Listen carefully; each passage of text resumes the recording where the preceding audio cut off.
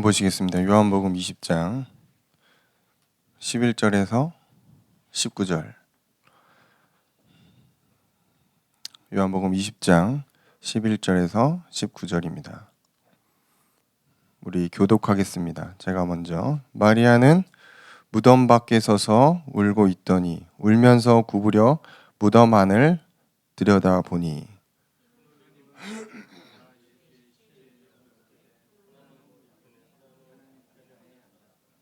전사들이 이르되 여자여 어찌하여 우느냐. 이르되 사람들이 내 주님을 옮겨다가 어디에 두었는지 내가 알지 못함이니이다.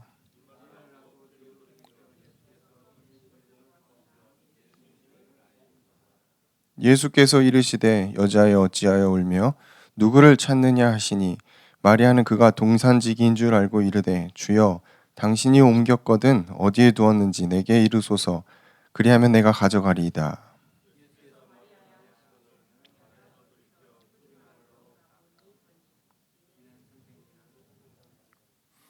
예수께서 이르시되 나를 붙들지 말라. 내가 아직 아버지께로 올라가지 아니하였노라. 너는 내 형제들에게 가서 이르되 내가 내 아버지 곧 너희 아버지 내 하나님 곧 너희 하나님께로 올라간다 하라 하시니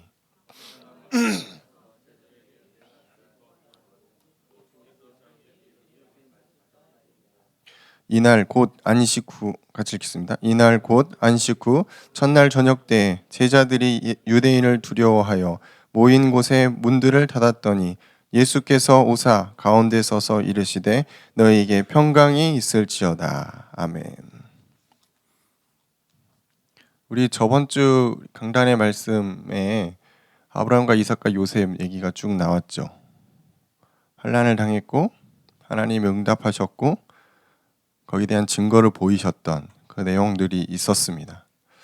저는 강단을 들으면서 당연한 것이 떠올랐어요. 아브라함은 복의 근원이라고 하고 또 뭐 그의 자녀들 후대에 이르기까지 축복을 받은 존재들인데 왜 어려움이 있을까라는 거죠. 하나님은 분명히 축복하겠다고 그러고 너를 더 뭐 이루어서 뭐 민족을 이루고 막 엄청 나오잖아요. 근데 아브라함에게 막상 주어진 거는 갈 바를 모르는 가나안으로 가야 되는 겁니다. 그 당시에는 지도도 없어요. 나침판도 없어요. 아무것도 없어요. 그냥 가는 거예요. 그냥 그때 성령 인도를 따라 가는 거죠. 자기가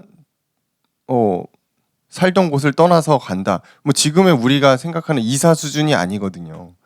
가는 길에 위험도 많고 막상 또 거기 가서 뭐 할 겁니까 이방인이. 그 땅의 질이나 뭐 흉터나 아무것도 모르는데 거기 그냥 막 밀고 들어가가지고 내가 오늘부터 여기 산다. 그럼 어떻게 되겠어요? 싸움이 일어나겠죠. 여러 가지 상황들이 아브라함의 머릿속을 스쳐갔겠죠. 그렇지만 아브라함이 믿음으로 예스 한 거예요. 엄청난 문제들이 있었단 말이에요. 그리고 이삭 어땠죠? 이삭도 우리가 알고 있는 이삭은 100배. 숫자 100밖에 안 떠올라 나는 이삭을 보면서. 근데 이삭이 그거보다 사실은 더 위험한 게 뭐냐면은 죽을 뻔했잖아요. 모리아산에서 죽을 뻔했단 말이에요. 아버지한테 죽을 뻔했단 말이죠. 그런 삶의 죽음에 대한 공포를 겪고 이삭이 시작을 한 거예요.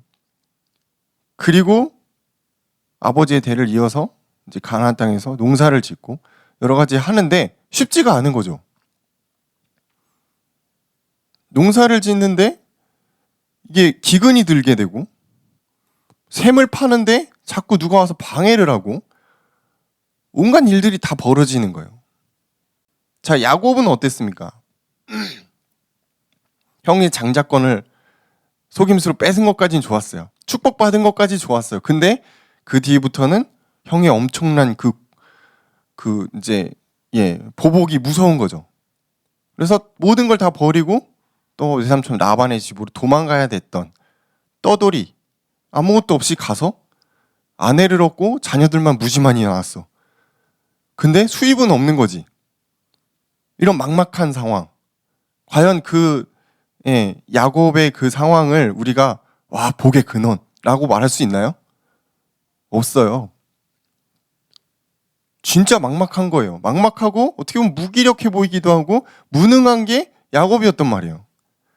요셉은 더 최악이에요. 형들의 시기와 질투를 받아서 형들한테 죽을 뻔하고 그것도 모자라서 노예로 끌려가죠. 노예로 끌려간 것도 모자라서 감옥까지 가죠. 더 이상 이제 재기불능. 끝. 제가 볼 땐 요셉이 제일 힘들었을지 않을까 생각됩니다. 아브라함의 그 4명의 족장 인물들은 다 쉽지 않았습니다. 삶의 고비고비가 다 환란이고 고난이고 어려움이고 역경이란 말이에요. 근데 우리가 기억하는 아브라함의 가문은 어떻죠? 아, 축복받았다. 복의 근원이다. 믿음의 조상이다. 이렇게 얘기를 한단 말이에요. 성경의 인물들에게 환란이 왔습니다. 근데 그 환란이 그들에게 환란으로 끝난 게 아니라는 것을 성경은 기록하고 있습니다. 하나님이 그것을 통해 어떻게 역사하셨고 그 일이 후대에게 어떻게 전해지는지를 성경은 기록하고 있단 말이에요. 자, 이제 우리 얘기로 돌아와 볼까요? 우리가 신자, 하나님의 자녀잖아요. 근데 왜 우리에게 환란이 있습니까? 왜 우리에게 어려움이 있죠? 남들에게 말할 수 없는 고통이 여러분에게 혹시 있겠죠? 그 왜 있는 겁니까? 그러면 자녀잖아요. 막 다 잘 돼야 되는 거 아니에요? 손대는 것마다 여러분 복의 근원의 축복을 받아야 되잖아요. 근데 저 같은 경우 손대는 것마다 마이너스였거든요. 마이너스의 손이었지. 뭐 이렇게 안 돼? 뭐 이렇게 어려워? 왜? 하나님의 자녀인데 복의 근원인데 왜 그런 겁니까 도대체?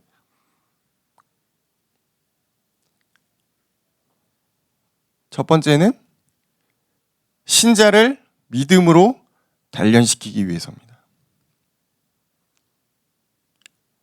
여러분의 믿음을 하나님이 확인하시겠다는 거예요. 좀 하나님은 약간 고약한 부분이 있어요. 아니 적당히 있어서 예를 들어 아브람 너 믿음이 좋다. 내가 너 찍었다. 야 너로 시작하자 다시 했는데 끊임없이 아브람을 시험하세요. 끊임없이 믿음을 들었다 놨다 한다니까 어떻게? 환경으로, 어려움으로, 역경으로, 고난으로 계속 몰아가요. 그래서 너의 믿음이 어느 정도인지 하나님 계속 체크하는 거예요.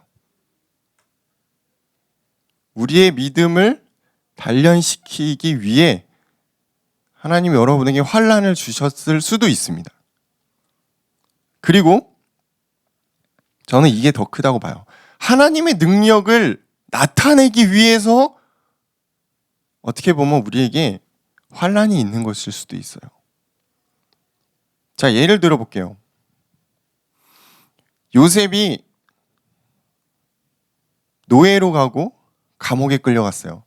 근데 그 과정이 없었다면 총리가 되기가 어려웠다라는 거죠. 히브리 사람, 이방인 요셉에게 그런 기회가 주어졌을까요? 주어질 수가 없어요. 요셉이 보디발의 집에 가서 경제를 배우지 않았다면 총리가 될 수 없단 말이에요. 감옥에 가서 죄수가 되지 않았다면 정치를 배울 수가 없는 거잖아요. 근데 그 짧은 시간에 30세의 요셉이 그걸 마스터한 겁니다. 어디서요? 하나님이 준비하신 곳에서. 근데 그게 우리가 보기에는 최악의 상황이야. 자, 이렇게 볼 수 있는 거죠.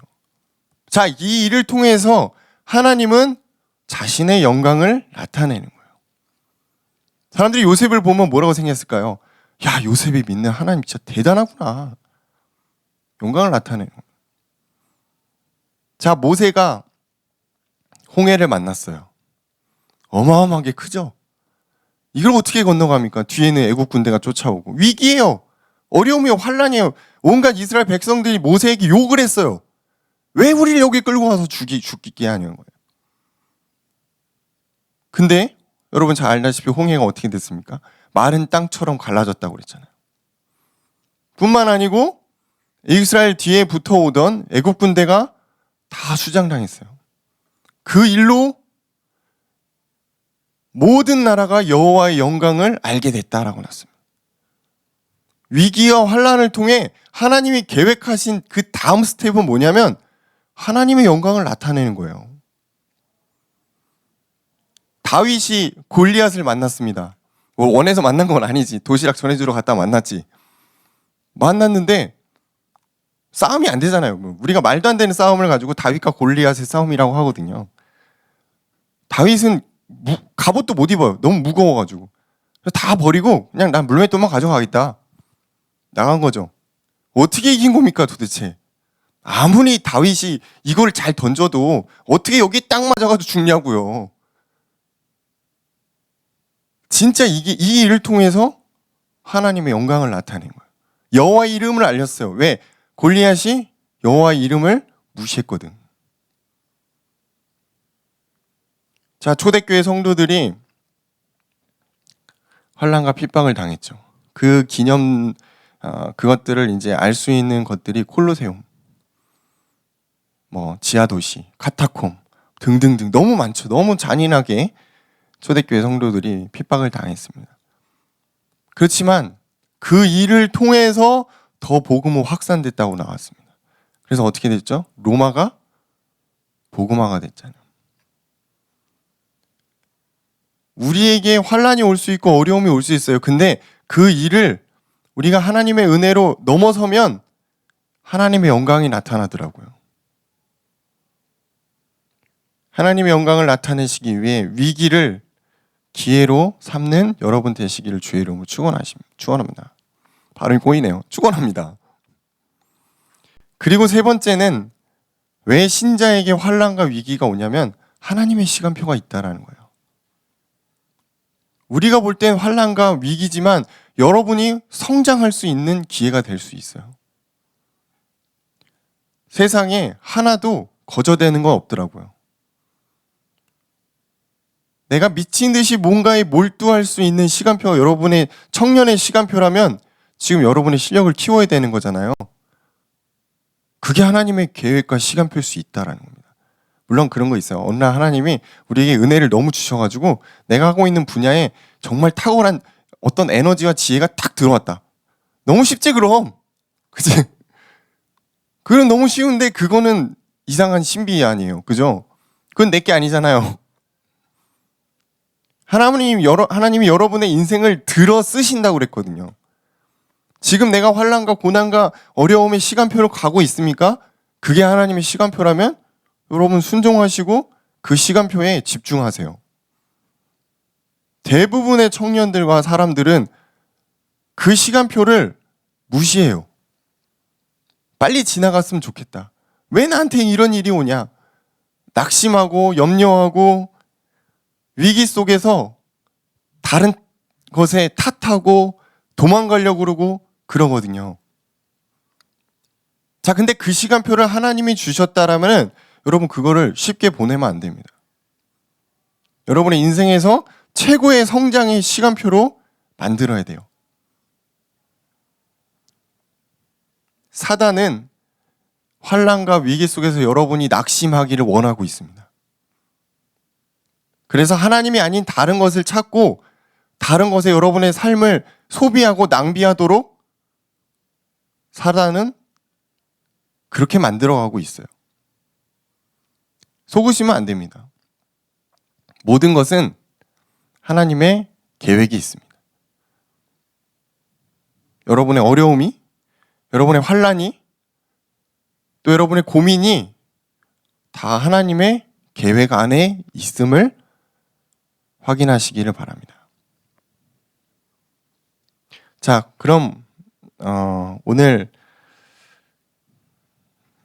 제목 부활하신 예수 그리스도죠. 오늘은 무겁다라기보단 사실은 굉장히 기쁜 내용입니다. 부활. 어떠한 인간도 부활한 사람이 없어요.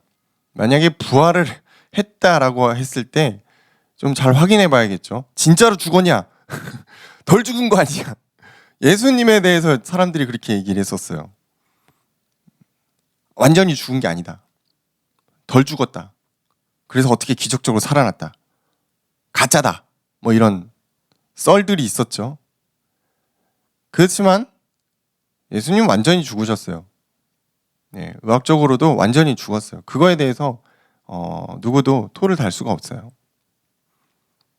첫 번째, 예언된 죽음이었고 그 죽음이 성취됐습니다. 네, 자막이 이제 나오는군요. 부활하신 예수 그리스도. 첫 번째는 예언된 죽음과 성취입니다. 마태복음 16장 21절을 보면은 예수님이 스스로 자신이 고난당하고 죽을 것을 예언하셨죠.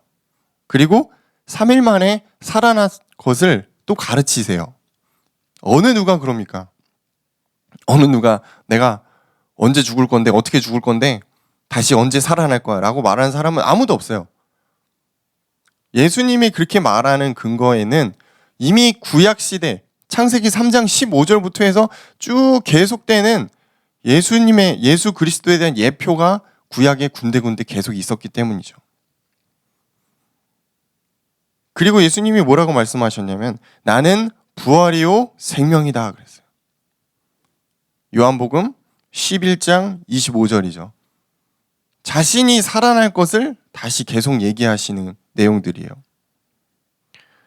자, 이 예수님이 부활하신 부분은 모든 사람에게 기쁨이에요. 왜냐하면 예수님이 살아나셨기 때문에 부활의 첫 열매가 되셨다라는 겁니다.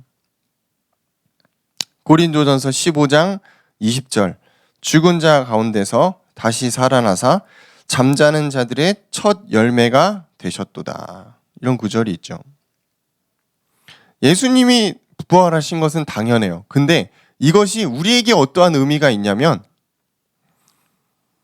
예수님이 다시 재림하실 때 그리스도에게 속한 자들은 부활한다는 것입니다. 그래서 예수 그리스도가 부활의 첫 열매가 되셨다라는 부분입니다. 예수님의 부활은 이런 의미가 있어요. 스스로 그리스도이심, 하나님이심을 나타내는 것도 있지만 부활의 첫 열매가 되셔서 모든 성도들에게 같은 부활을 할 수 있도록 하셨다라는 거죠. 자, 두 번째. 그렇다면 무엇으로부터의 부활인가? 예수님은 사망 권세로부터 부활하신 것입니다. 창세기 3장 이후에 태어나는 모든 인간은 죽음을 맞이해요. 죽음이 곧 사망이잖아요. 그래서 인간은 살아가면서 항상 죽음의 그림자가 있어요. 모든 인간, 아담 이후의 모든 인간은 죽음의 권세가 인간을 덮고 있단 말이에요. 그것이 좀 강하게 드러난 사람이 있고 그걸 잘 모르고 있다 죽는 사람도 있지만 모든 사람에게는 다 이 부분들이 있습니다. 근데 예수님이 부활하심으로 죽음의 권세를 깨트렸다 이것입니다. 왜냐하면 우리가 죽음 이후에 끝이 아니죠. 천국과 지옥으로 나눠져서 영원한 기쁨과 영원한 죽음으로 나눠지잖아요. 영원한 것이 있는 거예요. 자, 두 번째는 흑암 권세를 깨뜨리셨죠. 고로새서 1장 13절 그가 우리를 흑암 권세에서 건져내사 그의 사랑의 아들의 나라로 옮기셨느니라. 그의 사랑의 아들의 나라는 뭘까요? 천국을 얘기하겠죠. 우리를 흑암의 권세에서 건져냈다. 여러분이 살고 있는 이 땅이 물론 하나님의 통치 아래 있지만 우리가 겉으로 보이기에는 진짜 흑암 그 자체죠. 사람들 보세요. 어때요? 눈에 무섭잖아요. 그죠? 이 땅을 살기 위해 진짜 무섭게 살아간단 말이에요. 어떤 사람들은 진짜 악밖에 없는 사람들도 있어. 흑암의 권세가 그들을 계속 그렇게 어렵게 하는 거예요. 근데 흑암의 권세를 깨트렸다. 예수께 나오는 자는 흑암의 권세를 깨뜨리는 것입니다. 그리고 세 번째, 사단의 권세를 깨뜨렸죠. 요한일서 5장 8절입니다. 어느 누구도 어떠한 인간도 사단을 이길 수가 없어요. 아무리 세도 귀신 물리칠 수 없어요. 인간은 할 수 없기 때문에 그분이 오셔서 십자가에서 죽으시고 부활하심으로 사단의 권세, 마귀의 일을 멸하신 것입니다. 우리가 잘 알고 있는 복음의 내용입니다. 그래서 사망 권세, 흑암 권세, 사단의 권세로부터 해방받은 것이 부활입니다. 여러분이 구원받았다라는 것은 그냥 단순히 예수님 내 마음에 오셔서 뭐 뿌듯하고 만족하네요. 이제 내 인생을 인도하시네요. 그 수준이 아니에요. 모든 흑암 권세, 사단 권세, 그리고 사망의 권세로부터 벗어난 것입니다. 해방됐다는 것입니다. 자, 그리고 예수님이 부활하셔서 여러 가지 일들을 또 하셨는데 그 중에 제일 먼저 제자들에게 찾아가세요. 제자들은 놀라 자빠졌겠죠. 아니 이게 유령도 아니고 뭐지? 이 제자들에게 찾아가셔서 하신 말씀이 있어요. 우린 여기에 집중해야 돼요. 잘 지냈냐? 나 멀쩡하다. 이게 아니고 너희에게 평강이 있을지어다 이랬거든요. 제자들이 얼마나 두려운 마음이 있었겠어요. 우리의 리더를 잊어버리고 하나님의 아들이라고 했던 그분이 진짜 죽어버리고 우리 이제 끝난 건가? 이제 로마 사람들이 유대인들이 우리를 잡으려 하겠지? 그런 엄청난 압박감과 두려움 속에 문까지 잠그고 있었단 말이에요. 근데 그들에게 예수님이 오셔서 평강이 있냐? 너희에게 평강이 있을지어다 이렇게 말씀하십니다. 여러분 샬롬이라고 많이 들어봤죠? 샬롬. 평안이란 뜻이거든요. 서로 축복해 주는 말이에요. 예수 그리스도 안에 있는 자에게는 평안이 있습니다. 여러분에게 여러 가지 일들이 있을 거예요. 고민도 있을 거예요. 어려움도 있을 거예요. 그래서 예수님이 오셔서 샬롬이라고 하시는 거예요. 평안해라. 예수 그리스도의 부활은 우리에게 평강이 됩니다. 예수님이 부활하지 않았다면 그리스도가 오지 않은 거예요. 우리의 문제가 아직도 그대로 있는 거예요. 그렇지만 그분이 오셔서 부활하셨기 때문에 우리는 평화를 누릴 수 있는 것입니다. 두 번째는 부활하신 예수 그리스도가 우리와 함께 하신다는 것입니다. 우리가 평안할 수 있는 이유는 우리에게 그리스도가 함께 하신다는 사실이에요. 그리고 그분이 부활하셔서 모든 사단과 흑암의 권세를 깨트렸다는 사실이죠. 우리에게 평안이 있을 수 있는 이유는 그거예요. 나에게 뭔가 경제적인 무엇이 채워지고 육체적인 무엇이 채워지고 내가 아무 걱정이 없어지고 그런다고 해서 평안이 오는 게 아니에요. 우리는 심리적으로 마음적으로 항상 떠돌이란 말이야. 정착을 못해. 항상 불안해. 예수 그리스도 안에서 여러분 평안하시기를 바랍니다. 하나님 만나는 길 되시고 죄와 저주를 해방하시며 사단의 권세를 완전히 끝내신 그분만이 여러분을 평안하게 할 수 있습니다. 그리고 평강이 있는 여러분은 무엇을 해야 될까요? 제자들에게 하신 것처럼 똑같아요. 이 부활하신 예수 그리스도를 전하는 것입니다. 그게 우리의 삶이에요. 그래서 예수님이 제자들을 찾아오셔서 2번이나 얘기하세요. 너에게 평강이 있을지어다.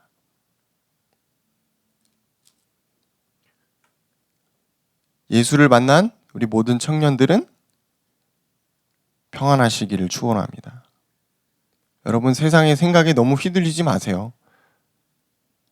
세상의 기준에 너무 비교하지 마세요.